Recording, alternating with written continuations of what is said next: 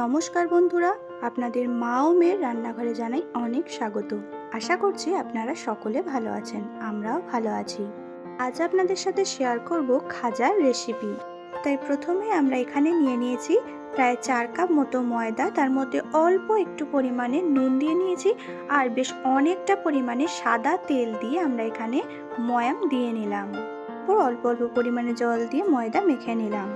তারপর ডোটাকে কিছুক্ষণের জন্য রেস্টে রেখে দিলাম। এরপর লেচি কেটে নিয়ে একটা একটা করে এভাবে রুটির আকারে বেলে নিলাম। রুটিগুলো বেলা হয়ে গেলে একে একে প্রথমে সাদা তেল ব্রাশ করে নেওয়ার পর অল্প পরিমাণ ময়দা ছড়িয়ে নিলাম।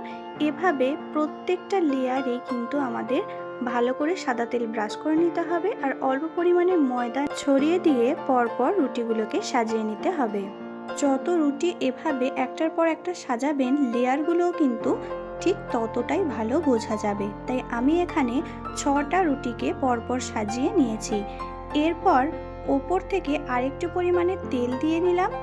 তারপর আরেকটু পরিমাণে ময়দা ছড়িয়ে এভাবে ভালো করে চেপে চেপে রোল করে নিচ্ছি। এই রোলটা কিন্তু ভালোভাবে করতে হবে আর দুই ধারটাও কিন্তু হাতে করে সেভ করে নিতে হবে। তারপর ছুরি দিয়ে কেটে নিলাম। দেখুন লেয়ারগুলো কত সুন্দর বোঝা যাচ্ছে। এরপর আস্তে আস্তে চেপে চেপে এভাবে বেলে নিতে হবে। বেশি প্রেসার দেওয়া যাবে না, তাহলে কিন্তু লেয়ারগুলো খুব একটা ভালো বোঝা যাবে না। দেখুন এবার খাজাগুলো ভাজবার জন্য প্রস্তুত হয়ে গেছে। তাই আগে থেকে কড়াইয়ে তেল গরম করতে দিয়ে মিডিয়াম ফ্লেম করে নিয়ে কিন্তু এভাবে লাল লাল করে ভেজে নিচ্ছি, যাতে ভেতরটাও কাঁচা না থাকে। দেখুন লেয়ারগুলো কত সুন্দর বোঝা যাচ্ছে। খাজাগুলো মুচমুচে করে ভাজা হয়ে গেছে। এরপর অন্যদিকে চিনির একটা সিরাপ তৈরি করে নিচ্ছি। তাই প্রথমেই 1 কাপ জলের মধ্যে 1 কাপ চিনি দিয়ে এভাবে ফুটিয়ে নিচ্ছি। যখন দেখবেন হাতের মধ্যে অল্প নিয়ে একটা তারের মতো তৈরি হচ্ছে, ঠিক সেরকম পর্যায়ে কিন্তু নামিয়ে নিতে হবে, না হলে কিন্তু এই চিনির সিরাপটা জমাট বেঁধে যাবে।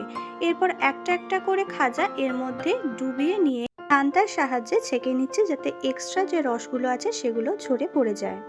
জগন্নাথ দেবের প্রসাদ খাজা রেডি।